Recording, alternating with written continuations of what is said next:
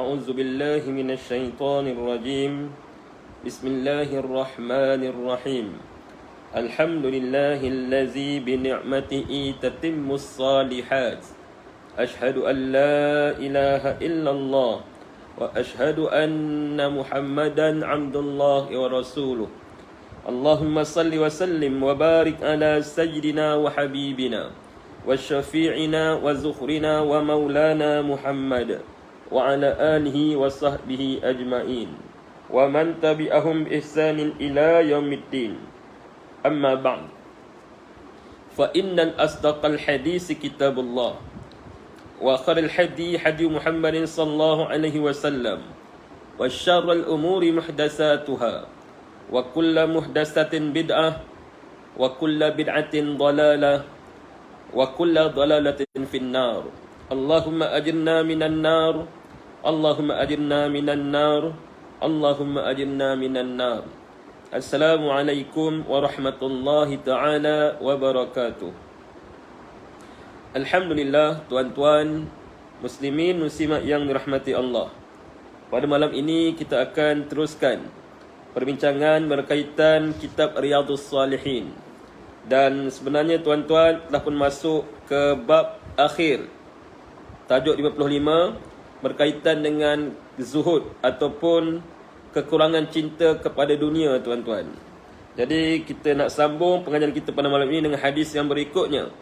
Hadis yang ke-27, wa an Abdullah bin Sikhir radhiyallahu anhu annahu qala ataitu an-nabi sallallahu alaihi wasallam wa huwa yaqra a'udzu billahi minasyaitonir rajim alhaakumut takasur qala yaqul ibnu adam mali mali wa hal laka ya ibn adam bin malika illa ma akalta fa afnaita aw labista fa ablaita aw tasaqta tasaddaqta fa amdaita. Rawahu Muslim. Tuan-tuan, hadis ini jelas menunjukkan kepada kita bagaimana Nabi ingin menyampaikan satu mesej, bahawa apa yang kita ada dekat dunia ini semuanya akan habis, semuanya akan musnah. Apa kata Nabi SAW dalam hadis ini? Seorang sahabat iaitu Abdullah bin Sikhir pada satu ketika bertemu dengan Nabi SAW. Lalu suatu beliau bertemu dengan Nabi. Ketika itu Nabi sedang membacakan ayat daripada Al-Quran, surah At-Takasur. Ayat pertama, alhaakumut takasur, yang bermaksud telah melalakan kamu semua dengan persaingan memperbanyakkan harta-harta kekayaan, tuan-tuan. Jadi surah ini jelas menunjukkan kepada kita, ayat pertama ini, iaitu bagaimana Nabi SAW cuba untuk menyatakan bahawa umat manusia memang sering berlumba bersaing untuk mencari kekayaan dan mencari kemewahan. Oleh itu ini benda yang biasa berlaku, tuan-tuan. Kalau kita tengok sebagai contoh kehidupan kita pada hari ini, memang kita bersaing untuk kejar jawatan. Malahan kita dapati setengah golongan manusia, sama ada Muslim ataupun bukan Islam, mereka memang mencari dunia sebagai matlamat kehidupan. Wal'iyazubillah. Ini yang Nabi nak bagi tahu. Nabi nak bagi tahu kita ni, tuan-tuan, banyak mana pun harta yang kita ada, banyak mana pun duit yang kita ada, tetapi semuanya akan habis atau musnah. Kalau duit tu ada, kita akan mati. Kalau kita tak mati, mungkin duit tu akan habis, harta tu akan habis. Meskipun mungkin kita rasa duit kita banyak, berbilion-bilion duit, Allahu Rabbi. Ada orang duit dia berjuta-juta, tuan-tuan. Ada orang duit dia letak dekat bank tu, kosong tu penuh kat belakang. Kosong. Banyaklah. Lalu dia berazam, dia nak bagi duit tu kepada cucu ataupun waris-waris dia. Tak ada masalah. Tetapi ingat, apa yang penting kat dunia ni bukannya duit dan harta, tetapi adalah amal kita kepada Allah, bagi menjadi bekalan waktu kita bertemu dengan Allah di hari akhirat kelak. Tuan-tuan dan mati Allah, dalam hadis ini Nabi nyatakan, alhaakumut takasur, telah melalaikan kamu persaingan dalam memperbanyakkan harta kekayaan. Qala, Nabi pun bersabda, yaqul ibnu Adam, akan berkata anak Adam. Anak Adam ni siapa? Kita lah, manusia. Semua kita ni daripada cucu-cucu Adam, zuriat Nabi Adam. Nabi Adam lah insan pertama yang Allah ciptakan dan Allah utuskan kat muka bumi ni, tuan-tuan. Sebab itu kalau ada dakwaan sebagai contoh pada hari ini, ada orang katakan Nabi Muhammad itu Allah ciptakan nur dia yang mula-mula sekali. Allahu Rabbi. Tuan-tuan, kadang-kadang bila kita campur adukkan falsafah Greek, Yunani dalam akidah kita Ahli Sunnah wal Jamaah, lalu dia akan bawa kepada kekeliruan. Oleh itu kita kena lihat kepada sumber kita yang paling sahih, iaitu Al-Quran dan sunnah Nabi SAW. Lalu dalam Al-Quran Allah katakan setiap anak Adam diciptakan daripada Nabi Adam daripada tanah, tetapi kita selepas itu diciptakan daripada percantuman benih lelaki dan juga benih wanita. Kecuali Nabi Isa. Nabi Isa je ada special case. Dia tak diciptakan daripada tanah, tak juga diciptakan daripada percantuman benih lelaki dan benih wanita. Malahan ibu Nabi Isa itu Maryam binti Imran, dia tidak pernah berkahwin pun. Dia seorang ahli ibadah. Kalau kita baca Al-Quran kan, kita dapati bahawa bagaimana dalam keadaan dia beribadah tu, Nabi Zakaria pergi kat mihrab, dapati tengok ada makanan. Nabi Zakaria pun tanya, daripada mana makanan ni ya Maryam? Allah. Makna kita beribadat tak setara itulah cerita dia. Ibadat kita banyak setara mana pun Allah tak bagi rezeki daripada langit. Ibadat kita hebat macam mana pun tuan-tuan, tak sampai ke tahap Sayyidatina Maryam binti Imran. Maknanya kita dengan level orang-orang yang terdahulu, para nabi-nabi, salafus salih, para mursali ni jauh sangat. Macam langit dengan bumi. Jadi kita kena sedar ke diri lah, ataupun kena muhasabah. Jangan kalau kita rasa kita banyak amal ibadat, kita dah sampai ke maqam ataupun sampai ke peringkat mereka. Tidak, takkan sampai. Jadi dalam hadis ini Nabi nak bagi tahu bahawa anak Adam akan berkata, mali, hartaku, wahallaka yabna Adam min malika. Kata Nabi lagi, adakah kamu memiliki, wahai anak Adam, harta kamu kecuali apa yang kamu makan, illa ma akalta fa afnaita, dan dia akan habis.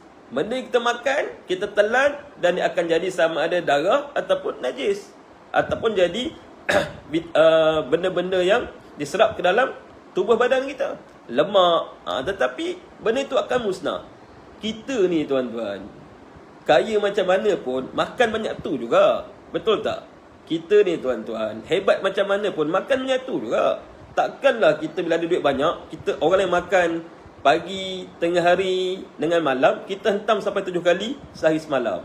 Jadi sebab itu Nabi pesan bahawa apa yang kita makan akan musnah. Fa afnaita, kata Nabi, au labista fa ablaita, atau apa yang kamu pakai lalu dia juga akan lusuh, akan usang, akan rosak. Pakaian kita memang lama kelamaan dia akan rosak. Kita belilah baju seluar berjenama branded sebagai contoh. Kita belilah banyak mana pun mahal macam mana pun pakaian kita. Dulu kan waktu saya kecil-kecil dulu, abang-abang ni dia suka beli baju Levi's, seluar Levi's 501. Oh mahal tu. Kasut pula, kasut Timberland, Red Wing. Ini semua kasut yang mahal ni. Waktu saya kecil-kecil lah duk tengok je kan. Tapi kasut tu tuan-tuan, pakai 4-5 tahun rosak juga, tercabut juga dia punya tapak. Levi's tu pakai 5-6 tahun lusuh juga. Jadi ini yang Nabi nak bagi tahu kepada kita, semua yang ada kat dunia ini tidak kekal, tetapi yang kekal hanyalah Allah dan juga amal ibadat kita, tuan-tuan. Sebab itu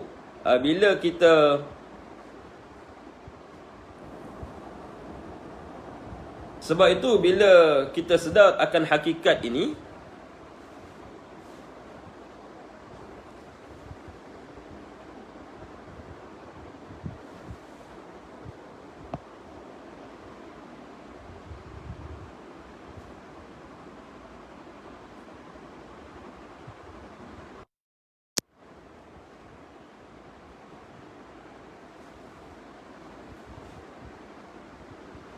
sebab tu bila kita sedar akan hakikat ini, tuan-tuan, lalu kita akan berasa bahawa tujuan utama kita diciptakan oleh Allah pertama sekali untuk jadi hamba Allah yang beriman dan bertakwa, mentauhidkan Allah Subhanahu wa taala. Kemudian dalam hadis ini juga Nabi sambung, au tasaddaqta fa amdaita, ataupun apa yang telah kamu sedekahkan lalu dia akan memberi pahala kepada kamu. Jadi yang terbaik harta kita yang kita ada ni, tuan-tuan, kita akan kita akan bersedekah kepada mereka-mereka yang memerlukan. Hari ni Allahu Rabbi, banyak orang yang susah. Sekarang time Covid kan, orang kena buang kerja.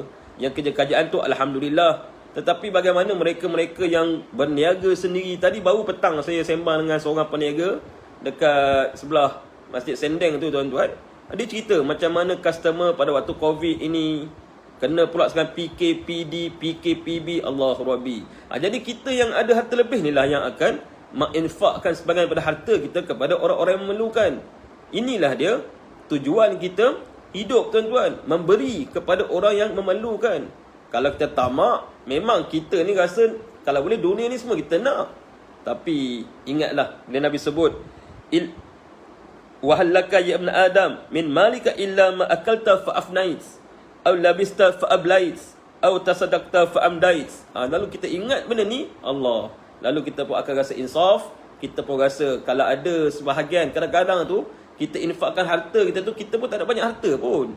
Tapi sebab kita ingat bila mana kita memberi kemudahan, kelapangan kepada orang Islam yang lain, Allah akan lapangkan hidup kita insya-Allah. Dengan niat ikhlas, Allah akan permudahkan urusan kita insya-Allah. Sebab itu bila mana kita tengok orang susah, kita ingat hadis ini bahawa makan kita akan habis, pakaian kita yang kita beli mahal tu akan lusuh, akan usang, akan rosak, jam kita yang harga 45,000 tu akan habis bateri. Bila kita ingat benda ni tuan-tuan, lalu kita pun rasa nak bantu orang lain dan kita nak share dengan orang-orang yang memerlukan. Kena pula sekarang banyak anak-anak yatim, banyak pula perempuan-perempuan yang kehilangan suami, kematian suami, para janda. Dalam hadis Nabi sebut dengan jelas, man as-sa'i ilal armalati wal masakin kal mujahid fi sabilillah. Hadis yang sahih. Barang siapa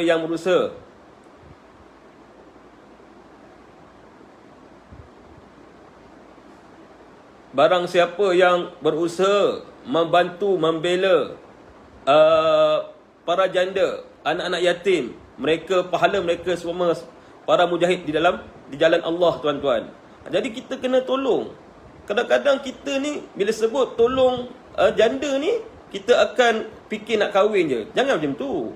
Kita boleh bantu dari sudut menghimpunkan tabungan, menyediakan rumah anak-anak yatim, memasukkan duit ke dalam akaun-akaun mereka. Macam kita tolong orang miskin, kita bantu mereka mencari jodoh daripada suami-suami, orang lelaki-lelaki yang baik. Orang miskin, macam mana kita bantu mereka?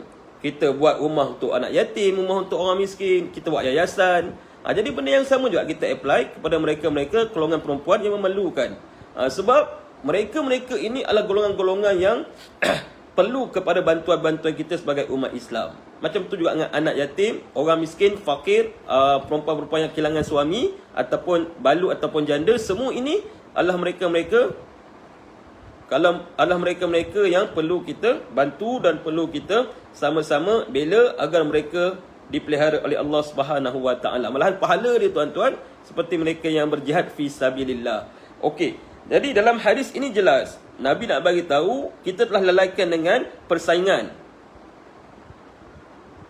Dan kita kita dilalaikan dengan persaingan untuk mencari kekayaan. Tetapi tuan-tuan, ingatlah setiap yang kita cari itu atau setiap perkara yang kita kejar itu tidak akan kekal di dunia ini, melainkan amalan kita yang akan kita bawa ke alam akhirat kelak insya-Allah. Baik, hadis yang berikutnya. Hadis 28, wa an Abdullah bin Mughaffal radhiyallahu anhu qala, daripada Abdullah bin Mughaffal radhiyallahu anhu telah pun berkata, qala rajulun lin nabi, telah berkata seorang lelaki kepada Nabi sallallahu alaihi wasallam, ya Rasulullah, wahai Rasulullah, wallahi inni la uhibbuk, demi Allah sesungguhnya aku benar-benar mencintaimu. Ada seorang sahabat, dia jumpa Nabi dan dia pun lafazkan ayat tersebut tuan-tuan. Bab cinta ni sesuatu yang lahir daripada hati. Kalau kita kata kita cintakan Allah, dia mesti datang benar-benar daripada ketulusan hati kita. Kita beritahu kita cintakan Nabi, kita memang benar-benar kena buktikan bahawa kita cintakan Nabi. Macam kita cintakan isteri kita dulu, kekasih kita, kekasih kita, waktu kita. Alah, waktu kita duk suka kat orang sebelum masa zaman muda-muda dulu tuan-tuan. Macam mana perasaan kita? Kalau boleh nak jumpa selalu. Kemudian zaman tu tak ada internet, zaman tu tulis surat kan. Kalau boleh nak hantar surat. Tak ada suara ke? Ya.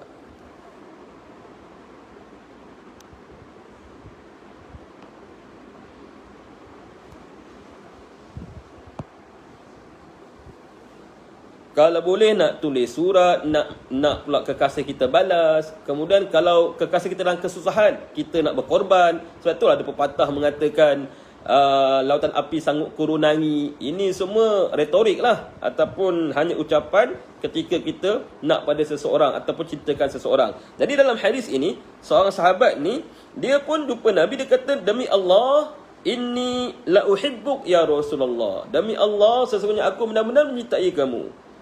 Kemudian apa kata Nabi? Nabi sebut, unzur maza taqul. Tengok balik apa yang kamu sebutkan. Tuan, Nabi ini dia ada sesuatu yang dia tahu yang kita tak tahu. Dan Nabi ini diutusan Rasulullah, utusan Allah, Habibullah, kekasih Allah, Al-Mustafa, Al-Mukhtar, yang dipilih. Nabi tak sama macam insan-insan yang lain. Jadi Nabi pun tanya balik, unzur maza taqul. Tengok, lihat apa yang kamu sebutkan. Qala, kata sahabat ni tadi, wallahi inni la uhibbuk. Demi Allah, sesungguhnya aku benar-benar mencintai kamu ya Rasulullah. Dia bukan cakap sekali tuan-tuan, 3 kali disebut benda yang sama. Wallahi inni la uhibbuk, wallahi inni la uhibbuk, wallahi inni la uhibbuk. Lalu apa jawab Nabi sallallahu alaihi wasallam? Nabi pun jawab, faqal in kunta tuhibbuni, sekiranya engkau mencintai aku, fa'idda lil faqri tijfafan, maka persiapkanlah pakaian untuk miskin. Tijfaf ni, kalau kita buka kamus, tuan-tuan buka kamus-kamus Lisanul Arab sebagai contoh, buka kamus Tajul Arus Lizabidi sebagai contoh, Lisanul Arab Ibn Manzur, tuan-tuan buka kata Al-Qamus Al-Muhit Al-Faris Al-Badi. Jadi ni kamus sekarang yang terbaru Al-Mujam Wasit ataupun Al-Mujam Al-Arabi Al-Asasi. Tuan-tuan buka kamus ni, tijfaf ni apa maksud dia? Tijfaf ini iaitu sejenis pakaian yang yang dipakaikan kepada kuda. Kuda tu kita letak sesuatu dekat kuda tu. Jadi dia dipakaikan untuk supaya memelihara kuda daripada kena apa-apa benda yang menyakitkan. Dan kadang-kadang juga ada tijfaf ni pakaian yang dipakai oleh manusia. Okey, jadi Nabi bagi tahu kat dalam hadis ini. Nabi kata kalau kau benar-benar mencintai kami, kalau kau in kunta tuhibbuni, kalau kau cintakan aku, kata Nabi sebut bagi tahu dekat sahabat tadi, maka persiapkanlah pakaian untuk miskin. Kenapa? Nabi sebut, kenapa? Nabi jawab, fa innal faqra, maka sesungguhnya kefakiran itu asra'u ila man yuhibbuni, lebih cepat melanda orang yang mencintai aku, minas saili ila muntahahu, daripada air banjir untuk sampai ke pengakhirannya. Allah Rabbi. Tuan-tuan, ini merupakan amsal ataupun al-masal, perumpamaan yang Nabi nak gambarkan bagaimana orang yang kata cintakan Nabi itu dengan kefakiran, yang mana orang yang cintakan Nabi itu dia lebih cepat fakir, menjadi susah. Kenapa Nabi sebut macam itu? Sebab Nabi kan berjuang untuk Allah. Lalu Nabi tak fikirkan tentang dunia. Nabi tak cari kepentingan dunia. Sebab itu Nabi tak tinggalkan harta dunia kepada kaum kerabat Nabi. Kita dah mengaji dulu dalam hadis-hadis yang dah lepas. Nabi tidak meninggalkan wala dirham wala dinaran, wala dinar wala dirhaman. Nabi tak, sebab Nabi memang habiskan seluruh hidup dia, jiwa raga dia hanya untuk Allah Subhanahu Wa Taala, hanya untuk Islam. Sebab itu kita yang mengaku cintakan Nabi, Nabi kata kamu mungkin akan jadi macam Nabi jugalah. Maknanya kita kena korbankan duit kita, kena korbankan masa kita, kena korbankan tenaga kita, berjuang fi sabilillah. Ini semua perlukan modal. Sebab itu kalau kita tengok tuan-tuan, para sahabat Nabi yang dekat-dekat dengan Nabi, Abu Bakar As-Siddiq infakkan harta seluruhnya kepada Allah dan juga Rasul. Umar Al-Khattab infakkan sebahagian harta dia kepada Allah dan juga Rasul. Uthman, Abdul Rahman bin Auf, Ali, ini semua orang yang sentiasa bersedia untuk infakkan harta dia kepada Allah dan juga Rasul untuk Islam. Sebab itu siapa yang mengaku cintakan Nabi, maknanya dia kena korbankan seluruh harta dia, tenaga dia, masa dia untuk Allah dan juga Rasul. Sebab itu, bila kita mengaku itu cintakan Nabi, kita bersedia untuk berkorban. Dan pengorbanan itu biasanya akan mengurangkan harta kekayaan kita. Dan sebab itu Nabi samakan orang yang cintakan Nabi itu lebih cepat menjadi lebih cepat kepada kefakiran daripada air banjir yang mengalir untuk sampai ke pengakhirannya. Air banjir itu dah laju dah. Kita tengok kan, baru ni banjir dekat Seremban, dekat Ampangan, dekat Kampung Jiboy, dekat Kampung Ismail, dekat Mambau. Jadi kita tengok macam mana air tu datang sekejap je. Kalau tak saya, hujan start lebih kurang pukul 12 macam tu, tapi esok kita tengok habis semua rumah tenggelam, tuan-tuan. Jadi Nabi bagi tahu kefakiran bagi orang yang kata cintakan Nabi ini lagi cepat daripada air banjir untuk sampai ke hujung dia ataupun ke pengakhiran dia. Maknanya kita kena prepare untuk sentiasa berkorban bagi Allah dan juga Rasul. Kita kena bersedia untuk mengorbankan semua yang kita ada untuk kepentingan Islam dan juga untuk kepentingan kalimah la ilaha illallah Muhammadur Rasulullah. Jadi tuan-tuan, macam itulah. Sebab itu kalau kita nak kata ceritakan orang, kita kena buktikan. Kita kata kita cintakan isteri kita, kita kena buktikan apa cinta kita terhadap isteri kita. Pimpin dia, bimbing dia, bawa dia ke arah Islam, bagi dia semangat, inspirasi supaya dia menjadi seorang isteri yang baik. Bukan kita duk marah tak tentu pasal. Kadang-kadang kita ni nak kata kita cintakan isteri kita, kerja malas, na'uzubillah lah. Kemudian kita duk marah dia, kita duk tengking dia. Ini bukan contoh yang Nabi tunjukkan, tuan-tuan. Kita kata kita cintakan isteri kita, kita kena bawa dia ke Allah Islam, dekatkan dia dengan Allah. Orang duk kata romantik kan, sebagai contoh. Romantik ni boleh je kita apply waktu kita dah kahwin anak 3-4 pun. Baca Quran, tadarus Quran bersama dengan isteri, kemudian bangun malam kejutkan isteri kita, sama-sama bangun malam, kemudian lepas tu pergi dengan kuliah sama-sama. Jadi benda ni lah yang kita buktikan yang kita nak. Kita kata yang kita cintakan isteri kita, anak-anak kita sebagai contoh. Kita mengaku kita sayang. Saya sayang sangat pada anak-anak saya. Apa bukti dia? Jadi bila kita kata kita cintakan Allah, kita kata kita cintakan Rasul, kita kena buktikan. Antara buktinya, itu mengorbankan seluruh jiwa dan raga kita, harta kita untuk Allah dan juga Rasul. Baik, kita pergi kepada hadis yang berikutnya. Wa'an Ka'ab bin Malik radhiyallahu anhu qala. Daripada Ka'ab bin Malik radhiyallahu anhu telah pun berkata, qala Rasulullah sallallahu alaihi wasallam, Nabi telah bersabda, ma zi'bani ja'i'ani ursila fi ghanamin bi afsada laha min hirsil mar'i 'alal mali wasyarafi lidini. Hadis rawahu at-Tirmizi. Okey, hadis ni tuan-tuan, apa maksud dia? Maksud dia, Nabi bersabda, tidak ada 2 ekor serigala yang sedang lapar diutuskan kepada kambing bi afsada laha, lebih teruk baginya daripada seseorang yang sangat pentingkan hartanya dan kemuliaannya ataupun kedudukannya, dan kedua ini akan merosakkan agama dia, tuan-tuan. Allahu Akbar. Nabi sebut lagi, ini juga merupakan perumpamaan. Nabi umpamakan orang yang kejar harta, kemuliaan, kemasyhuran, kemegahan, kedudukan kat dunia ini lagi teruk daripada 2 ekor serigala yang tengah lapar, dua-dua ni dan kejar seekor kambing.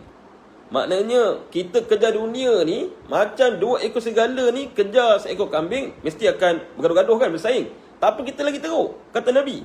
Orang yang kejar dunia ni, yang duk kejar harta, duk kejar kedudukan, duk kejar glamour, kemasyhuran ni, kata Nabi, orang yang tamak kepada benda-benda ini, mereka itu lebih teruk daripada 2 ekor serigala yang tengah lapar dan sedang kejar seekor kambing. Allahu Akbar. Memang wal-iyazubillah lah, minta Allah jauhkan kita daripada sifat dan akhlak orang-orang yang mengejar dunia dan mengejar kedudukan ini, tuan-tuan. Sebab apa? Sebab memang dia akan memusnahkan. Kata Nabi,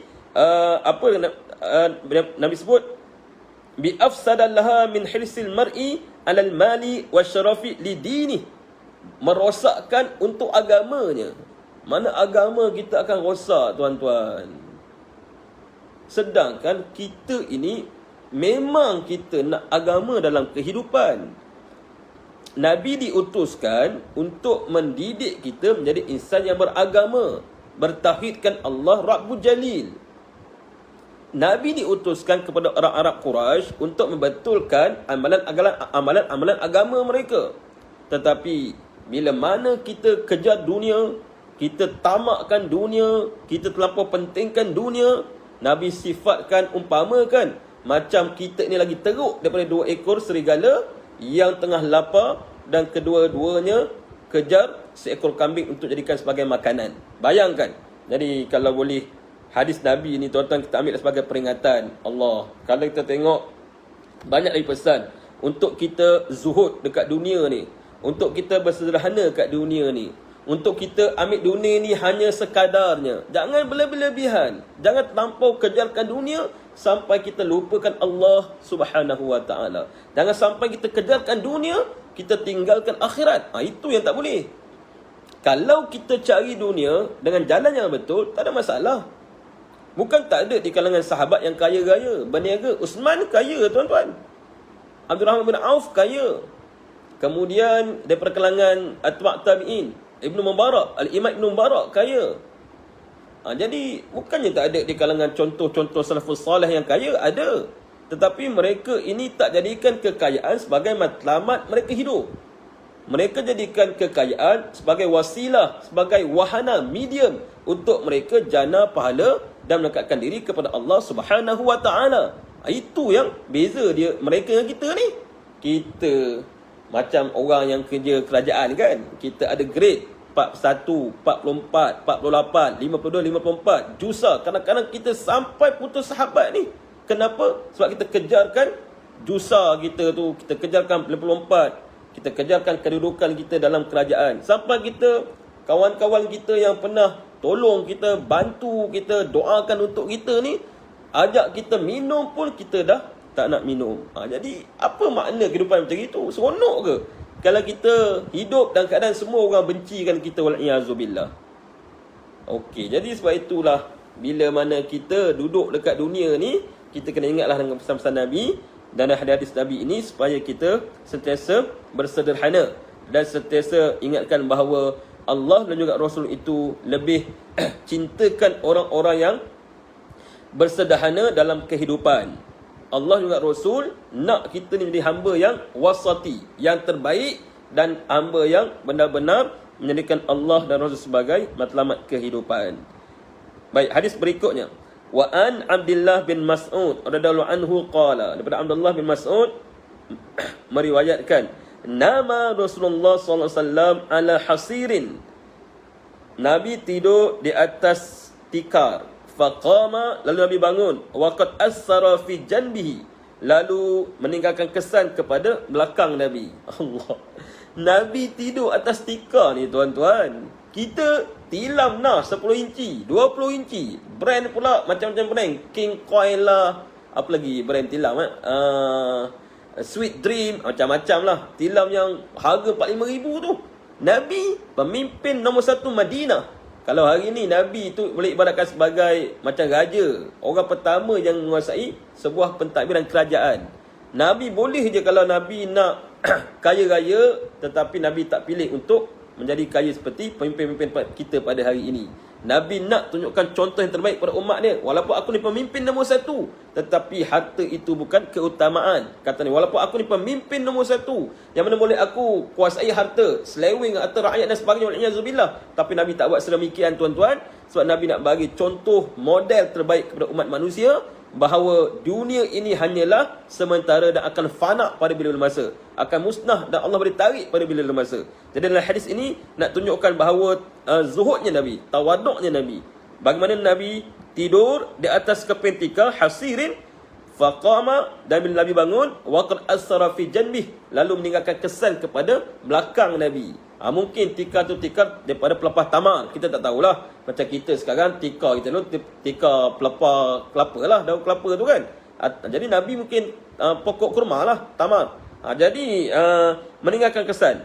Lalu Abdullah Mas'ud pun kata, qulna, lalu kami berkata, mana ada 3 orang sahabat lagi yang tengok tu, dan berkata, ya Rasulullah, wahai Rasulullah, law ittakhazna laka wita'an, boleh tak kalau kami ambil berikan kepada kamu tilam. Wita' ni tempat tidur yang kita hari ni tilam lah, yang bukan tikar, yang mana selesa sikit daripada tikar. Maknanya sahabat tengok, sahabat pun simpati. Allah, Nabi ni yang mereka cintai, Nabi kasihi, mereka tengok Nabi tidur di atas kapen tikar. Dan bila Nabi bangun, nampak kesan kat belakang tubuh badan Nabi ni. Lalu bila Nabi, sahabat pun panggil dia, ya Rasulullah, kalaulah kami ambil untuk kamu wita'an, boleh tak? Maknanya okey tak? Lalu apa jawab Nabi? Nabi bagi pesanan, mesej yang sangat penting kepada sahabat dan kita umat yang akhir zaman pada hari ini. Faqala mali walid dunya. Apa aku ni, untuk aku ni apa kalau dibandingkan dengan dunia ni? Mali walid dunya. Apa dunia bagi aku ni, kata Nabi. Ma ana fid dunya, tidak aku duduk kat dunia ini, kata Nabi, illa karakibin, kecuali seperti seorang penunggang, istazalla tahta syajaratin summa raha wa tarakaha, yang berlindung di bawah sebatang pokok kemudian akan pergi dan tinggalkan pokok tersebut. Ini juga masal. Nabi umpamakan Nabi duduk kat dunia ni seumpama seorang penunggang yang sedang berteduh di bawah sebatang pokok. Lepas dah siap berteduh, Nabi akan pergi dan tinggalkan pokok tersebut. Tengok, itulah ibarat dunia, kehidupan Nabi kat dunia, dengan apa yang Nabi umpamakan seperti seorang penunggang. Maksudnya apa? Dunia kita akan tinggalkan. Dunia ni tempat untuk kita berteduh sekejap dia, tuan-tuan. Tempat untuk kita menikmati kehidupan, mencari bekalan amalan soleh, untuk kita buat baik dengan manusia, untuk kita sebarkan kebaikan, buat baik dengan jiran-jiran tetangga, buat baik dengan kaum kerabat, buat baik dengan sepupu sepapat, rakan taulan, buat baik dengan orang Islam, orang bukan Islam yang zimmi. Inilah tujuan kita hidup kat dunia. Bukannya kita hidup kat dunia kita cari musuh. Hari ni ada orang, tuan-tuan, dia suka bergaduh. Allah, dia tak perasan sebab kalau dia bergaduh hari ni, esok dia meninggal. Macam mana? Ada orang, tuan-tuan, hari ini disebabkan kemewahan, disebabkan harta, pangkat, kedudukan, dia putuskan hubungan satu rahim, wal-iyazubillah. Sampaikan tak balik kampung, bergaduh dengan mak ayah. Pernah berlaku dekat kampung saya, tuan-tuan, bagaimana ada jiran kami ni yang mereka bergaduh disebabkan harta pusaka. Ini dah biasa berlaku dah, dalam TV pun banyak kan. Cerita Tanah Kubur tu, cerita yang drama dalam Oasis tu pun banyak duk cerita macam ini. Tapi memang real, betul berlaku. Dan saya bila diceritakan tu, saya sedih lah. Sebab adik-beradik ni, dia satu rahim. Sedangkan Nabi cukup larang untuk kita putuskan hubungan satu rahim. Satu mak, satu ayah. Kita dilahirkan daripada rahim yang sama, tuan-tuan. Kenapa kita nak bergaduh disebabkan sedikit harta dunia? Memanglah kadang-kadang orang fikir sekeping tanah harga 40,000, 50,000. Tapi untuk apa? Kita dapat duit, dapat tanah, tapi kita tak baik dengan adik-beradik kita. Masa muka raya tak balik. Ini yang Nabi bagi tahu ni. Itu Nabi kata, mali wali dunia. Nabi kata, apa bagiku dunia ni? Dunia apa bagiku, kata Nabi. Sedangkan kata Nabi, ma ana fi dunia, tidak aku ni duduk kat dunia, kata Nabi, seumpama seperti seorang penunggang yang berteduh di sebuah batang pokok. Kemudian bila dah selesai, dia dah berteduh, mungkin panas, dia dah selesai, lalu dia pun raha wa tarakaha, dia pun beredar dan ditinggalkan pokok tersebut. Itu ibarat dia. Maknanya kita semua ni akan tinggalkan dunia. Saya akan mati, tuan-tuan akan mati, semua orang akan mati. Cuma bila tu kita tak tahulah.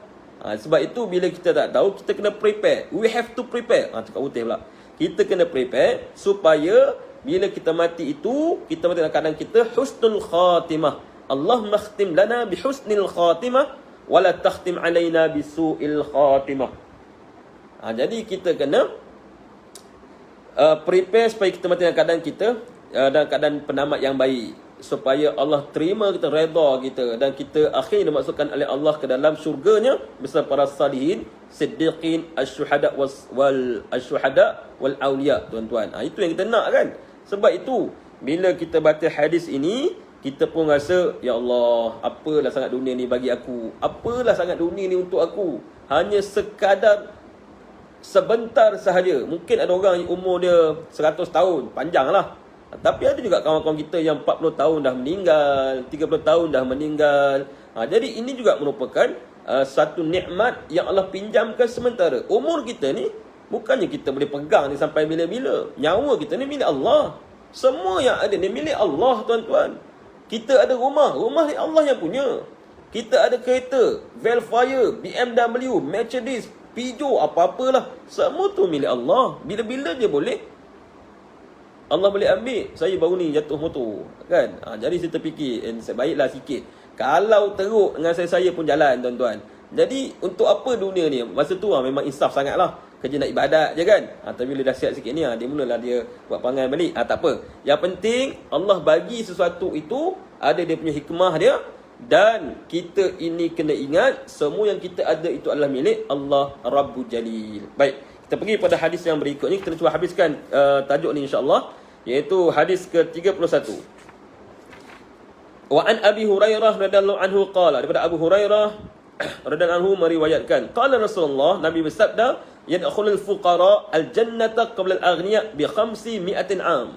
Nabi sebut orang fakir akan masuk ke dalam syurga Allah nanti sebelum orang-orang kaya.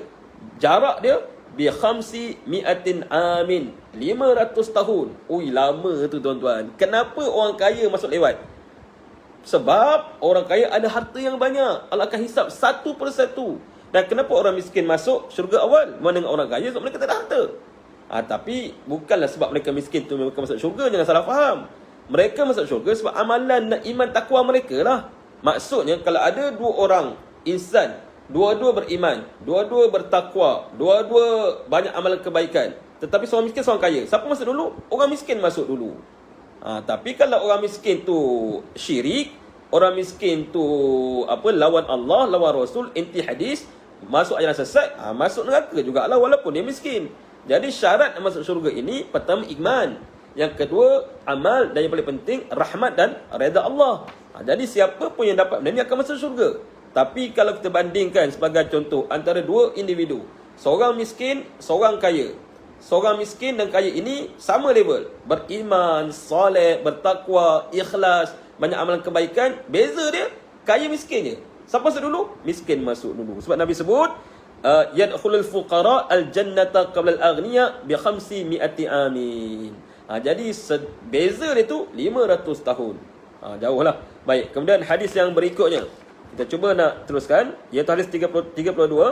Wa Ibn Abbas wa Imran bin Husain radhiyallahu anhum anin Nabi qala, ittalaqtu fil jannati fara'aitu aksara ahliha al-fuqara wa talaqtu fin nar fara'aitu aksara ahliha an-nisa.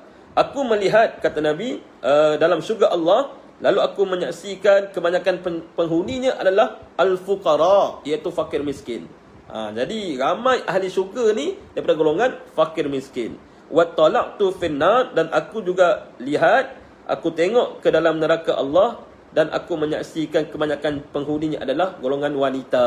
Jadi orang perempuan jangan sedih. Kenapa perempuan ni banyak masuk ke dalam neraka Allah? Sebab perempuan memang ramai daripada lelaki. Malahan dalam kita tengok dalam hadis yang lain, Nabi nyatakan, para ulama nyatakan, kebanyakan penghuni syurga juga golongan wanita. Jangan bimbang, orang perempuan dia ada kedudukan istimewa dalam Islam. Tapi yang penting, mesej yang Nabi nak bagi tahu bahawa dalam neraka Allah nanti kebanyakan penghuni adalah wanita dan juga orang kaya. Kenapa? Sebab orang kaya itu mereka mudah untuk sombong dengan Allah Subhanahu Wa Taala. Tengok dalam Al-Quran, Allah ceritakan Qarun kaya, Fir'aun kaya, Namrus kaya. Mereka ini mereka contoh individu yang kaya yang lawan Allah dan juga utusan-utusan yang diutuskan kepada mereka. Baik, seterusnya hadis yang ke-33, wa an Usamah bin Zaid radhiyallahu anhuma an Nabi sallallahu alaihi wasallam qala, daripada Usamah bin Zaid meriwayatkan Nabi bersabda, qumtu ala babil jannah, aku berdiri di pintu syurga, kata Nabi, fakana ammata man dakhala al masakin, dan kebanyakan mereka yang masuk ke dalamnya adalah golongan miskin. Wa ashabul jaddi, manakala pemilik-pemilik kekayaan, ashabul jad, pemilik harta kekayaan, mahbusun, mereka tertahan, kena tahan dulu.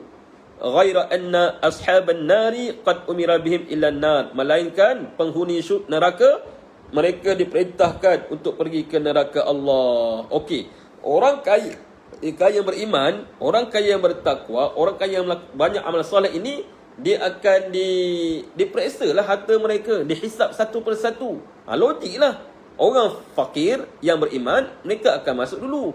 Tetapi orang kaya yang beriman, bertakwa soleh ini akan masuk juga. Tetapi Allah akan cek, malaikat akan cek di akhirat kelak, satu-satu harta mereka, daripada mana mereka harta itu diambil, tuan-tuan, daripada mana sumbernya. Semua itu akan dihisap oleh Allah. Oleh sebab itu mereka akan lewat masuk dalam syurga, di mana orang miskin, orang fakir yang beriman dan bertakwa kepada Allah. Dan hadis yang terakhir pada dalam tajuk ini, dan kita nak stop dengan hadis ini, iaitu hadis ke-34. Wa an Abi Hurairah radhiyallahu anhu anin Nabi sallallahu alaihi wasallam qala asdaqu kalimatin qalaha sya'irun kalimatul labid ala kullu syai'in ma khalallahu batil. Daripada Abu Hurairah meriwayatkan daripada Nabi sallallahu alaihi wasallam bersabda, asdaqu kalimatin, kalimah yang paling benar yang disebutkan penyair, iaitu kalimah Labid bin Rabi'ah. Labid ni siapa, tuan-tuan? Kalau kita mengaji sastra Arab, saya mengajar sastra Arab, tarikh adab Arabi, kita belajar sastra Arab, kita akan jumpa ada fuhulus syu'ara fil asli jahili. Kita akan jumpa syu'ara, penyair-penyair yang terpilih, yang ternama di zaman jahiliyah. Siapakah mereka? Antaranya Labid bin Rabi'ah. Labid ni dia sempat sebelum Islam, dan bila Nabi datang, Nabi bagi dakwah kepada orang Arab Quraisy, dia peluk Islam. Lalu diriwayatkan, dia peluk Islam, dia ada dua pandangan. Pertama mengatakan dia stop daripada membuat syair-syair lagi. Yang kedua mengatakan dia tak stop, tapi dia berubah daripada syair dulu. Zaman jahiliah, dia punya isteri kandungan tak berapa nak Islamik. Bila dia dah peluk Islam, dia dah beriman, jadi sahabat Nabi. Lalu dia pun buat syair yang memuji Allah, memuji Rasul, memuji Islam, akidah dan sebagainya, tuan-tuan. Sebab itu dalam hadis ini, apa kata Nabi SAW? Nabi puji, asdaqu kalimatin qala syair. Kalimah yang paling benar disebutkan oleh penyair, iaitu kalimah Labid bin Rabi'ah. Apa yang Labid sebut? Labid sebut, ala kullu, ketahuilah setiap sesuatu selain pada Allah batil, kata Labid. Maknanya lagi hebatlah. Semua yang ada ni semuanya akan rosak, tak boleh bawa manfaat apa-apa pun, melainkan kalau kita bawa perkara-perkara itu, harta-harta itu, kedudukan itu untuk menuju jalan Allah Subhanahu wa taala. Jadi tuan-tuan, banyak hadis yang kita jumpa pada malam ini, dan kita simpulkanlah. Pertama sekali, hadis-hadis ini cuba untuk menyatakan bahawa kita nak cari harta dunia ni boleh, dengan syarat kita jangan lupakan Allah dan juga Rasul. Kalau kita rasa kita tak boleh nak buat sedemikian, elok kita jadi orang yang sederhana, tuan-tuan.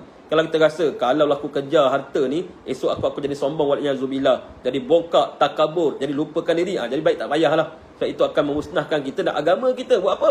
Tetapi kalau kita dapat iltizam, dapat komit dengan Islam, kita cari harta, kita sedekah. Cari harta, bantu orang. Cari harta, infak fisabilillah. Itu tak ada masalah. Itu bagus. Itu malah harta tadi tu boleh bagi pahala kepada kita. Cuma dalam hadis ini, harta-harta yang kita dapat semuanya akan dihisap, dan harta inilah yang akan melambatkan kita banding orang fakir untuk masuk kita ke dalam syurga Allah Subhanahu wa taala. Baik, yang kedua, tuan-tuan, benda paling penting, semua yang kita miliki dekat dunia ini semuanya akan musnah dan tidak kekal. Apa yang kekal hanyalah amalan kita, iman kita, takwa kita kepada Allah Rabbul Jalil. Jadi saya rasa cukup untuk malam ini. Mudah-mudahan ada peringatan untuk diri saya dan untuk tuan-tuan juga, insya-Allah. Kita akan jumpa lagi pada waktu yang lain. Aku li qauli hadza, astaghfirullahal azim li wa lakum. Assalamualaikum warahmatullahi wabarakatuh.